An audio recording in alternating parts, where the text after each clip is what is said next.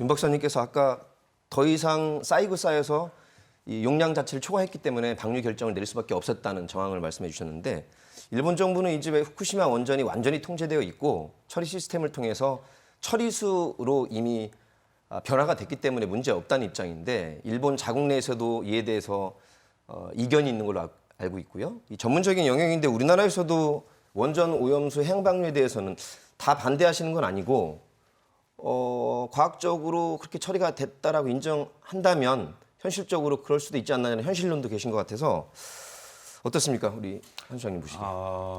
뭐 개인적인 가치 기준이 어떠냐에 따라서의 판단인 것 같습니다. 일단은 원자력 발전소 자체가 방사성 폐기물을 기체는 공기 중으로 버려왔고 그다음에 액체는 바닷물에 희석시켜가지고 다 버려왔었기 때문에 기존의 관행을 존중한다는 측면에서 그런 표현을 한 것 같은데 예. 사실 근본적으로 일본 후쿠시마 원전하고 우리가 지금 발전소에서 버리는 그 폐기물은 종류가 아예 다른 겁니다. 예. 우리 이제 일반적인 원자력 발전소 같은 경우에는 사용 해결료가 1% 미만이 손상돼 가지고 그중에 일부만 나오는 형태인데 지금 일본 후쿠시마는 해결료가 손상이 돼 가지고 완전히 노출된 거거든요. 예.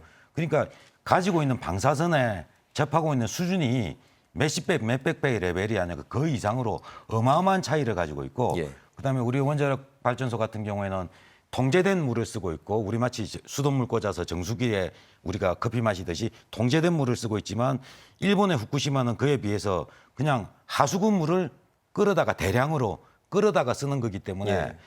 뭐 농업 용수로 쓰는 그 정도 수준이기 때문에 기본 전제사항이 다릅니다. 그리고 아무리 정제를 한다고 해도 발전소에서 보내는 양보다 방사능 수준이 뭐 작게는 뭐 수십 배부터 많게는 10만 배, 100만 배 수준이기 때문에 예. 비교의 대상이 될 수가 없는 그렇군요. 문제입니다. 비유를 해 주시니까 일본 측에서는 처리 수고 완벽히 환경에 영향이 없는 쪽으로 주장을 하지만 그것이 아니다라는 예, 다릅니다. 말씀이시고요.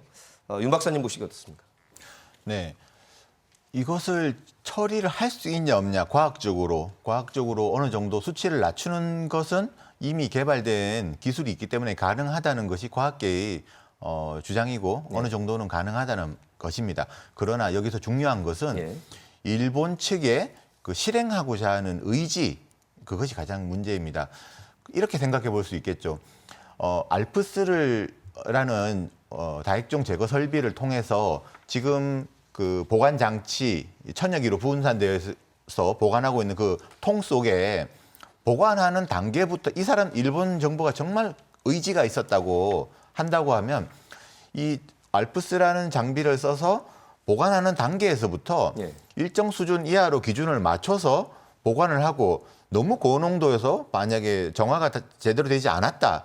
그렇다고 한다면 다시 한번 재처리를 해서 기준치 이하로 낮춰서 처음부터 어느 정도 일정한 수준을 유지를 하는 정도 수준으로 이것을 그동안에 보관해 왔다고 하면 예. 실천 의지의 신뢰성을 좀 가질 수가 있었어요. 그런데 지금은 아예 전부 다 처리를 했다고는 하나 실제로 가서 내부 조사를 해보니 아예 처리가 안 된 그 오염수도 있고 처리를 했다고는 하나 거의 뭐 제대로 정화가 안 된 예. 이런 품질이 들쭉날쭉한 상태로 계속 보관이 되고 있었다고 하는 거죠. 이것은 어떻게 다시 볼 수 있냐 하면 어차피 제대로 처리해서 바다에 보낼 생각이 처음부터 없었다. 그래서 적당히 국제사회의 이런 분위기를 봐서 우리가 그냥 처리된 데이터라고 거짓 데이터로만 내놓고 뒤로는 고농도의 오염수를 몰래 버리려고 하는 계획을 이미 2013년 이후부터 가지고 그동안 그런 수준으로 관리를 하고 있었다는 부분이 좀 우리가 좀 제대로 좀 네. 알아야 될 사항이고 그래서 일본 정부를 신뢰할 수가 없다는 거죠. 앞으로는 그동안은 우리가 못했으니까 지금까지는 미안해. 앞으로는 더 잘할 테니까 우리를 믿어주세요. 충분히 이미 신뢰를 다시 얻기에는 예. 어려운 수준까지 왔다 이렇게 말씀드리겠습니다. 그 투명성 안전 조치에 대한 의지가 확실했다면 그동안에 10년 동안 실행한 과정이 있어야 되는데 그렇죠. 그것이 없다가 이제 와서야 태평양으로 방출하겠다는 그 결정에 대해서 비판하시는 거고. 근데 문제는 우리 조 국장님. 우리나라, 중국, 대만은 당연히 반대 입장인데 뭐 멀리 떨어져 있고 태평양이 워낙 커서 그런가 그 강대국이라고 하는 미국과 국제 원자력 기구 IAEA에서 문제 없다 이 정도의 일본 편을 드는 듯한 입장이 나오면서 이제 굉장히 혼란스러운 거거든요. 네네. 어떤 입장이신지요?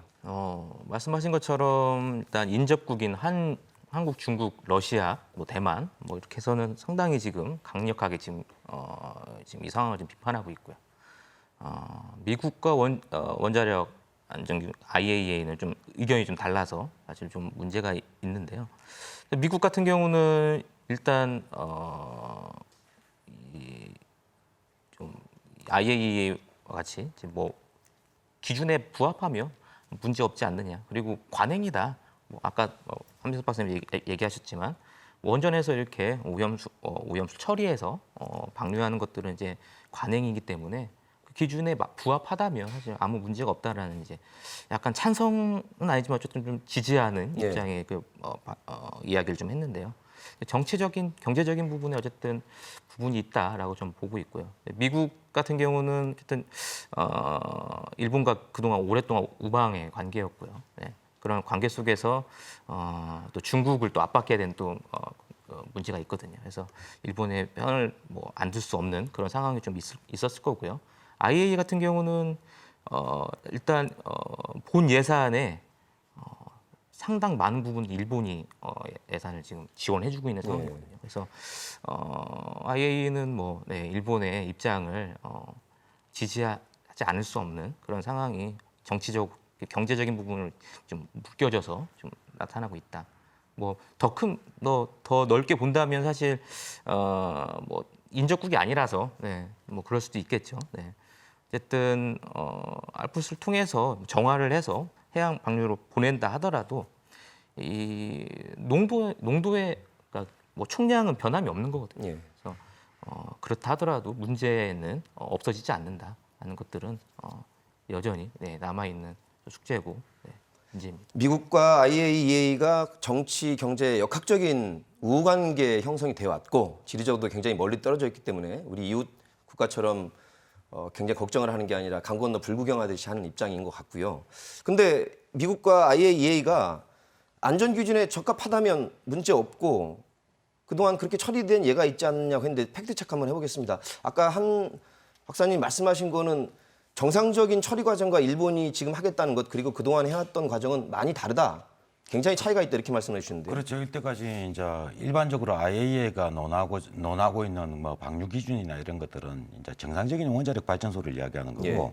사실은 그 일본의 후쿠시마는 정상적인 원자력 발전소에서의 방류가 아니거든요. 예. 그래서 고려하는 핵종의 개수도 다르고 평가하고자 하는 기준도 차이가 있습니다. 하지만은 이제 지금 현재 뭐 IAEA나 미국이나 이렇게 뭐 일본이 괜찮다라고 하는 거는 숫자 그러니까 액체 원자력 발전소에서 방류 기준에 대해서는 부합한다라는 이야기고 사실은 그 기준은 뭐 동업자 정신이라고 해야 되겠죠.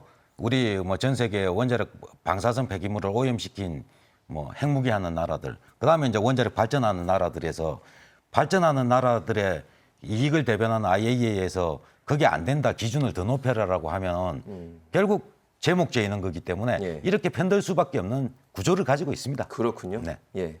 사실 뭐 전 세계 핵 보유 국가도 있고 원자력 발전소가 있는 나라와 IAEA 입장에서는 일본의 그런 결정을 마냥 반대하기에는 그동안 쌓여온 관행과 묵인해온 그 관행이 있기 때문에 일본을 비난하게 된다면 이제 뭐 같은 편인 미국인 입장에서는 오염 측면에서는 원죄를 가지고 있는 나라가 어떻게 일본을 비난할 수 있습니까? 그렇군요. 그런 또 역사적인 배경이 반영이 된 것 같습니다.